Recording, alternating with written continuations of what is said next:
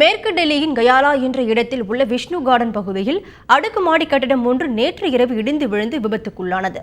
இதுவரை 5 பேர் சடலமாக எடுக்கப்பட்டுள்ள நிலையில் தற்போது அங்கு நடைபெற்று வரும் மீட்பு பணிகள் குறித்து எமது சிறப்பு செய்தியாளர் சலீம் தரும் கூடுதல் தகவலை இப்போது பார்ப்போம். இப்போ நாம மேற்கு டெல்லி பகுதியில் நின்று கொண்டிருக்கிறோம். இங்கே காட்சிகள் எப்படி இருக்குது அப்படின்னு சொல்லிட்டு பார்க்கலாம். அந்த ஜேசிபி இயந்திரம் இங்கே கொண்டு வரதுக்குள்ள போலீஸாருக்கு போதும் அப்படின்னு சொல்லிட்டு ஆயிடுச்சு. ஏன் அப்படின்னா நிறைய வீடுகள் அமைந்திருக்கும் பகுதி இது.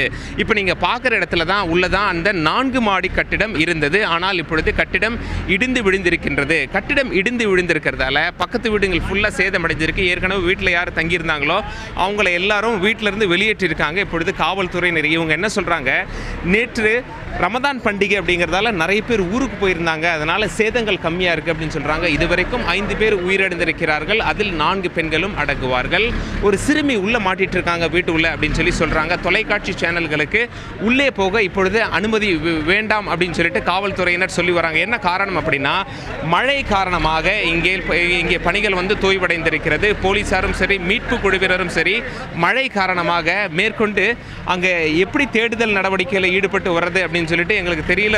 ரொம்ப கஷ்டமாக இருக்கிறது. மழை இல்லைன்னா இன்னும் கொஞ்சம் வேகமாக நடந்திருக்கும் பணிகள் அப்படின்னு சொல்லிட்டு இப்போ இவங்கெல்லாம் சொல்லி வராங்க. இப்பொழுது அங்கே வீடுகள் எப்படி இடிந்திருக்கிறது அப்படிங்கிற அந்த காட்சியை நீங்கள் பார்க்கலாம். அந்த சைடில் தான் அந்த 4 மாடி கட்டிடம் இருந்தது. பக்கத்து வீடு ஃபுல்லாக சேதமடைந்திருக்கிறது.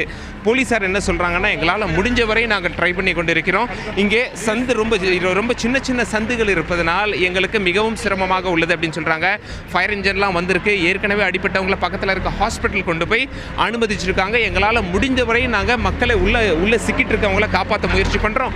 உண்மையிலேயே எத்தனை பேர் சிக்கிட்டு இருக்காங்க அப்படின்னு சொல்லி எங்களுக்கு தெரியாது அப்படின்னு சொல்லிட்டு போலீஸார் நமக்கு தகவல் சொல்லியிருக்காங்க.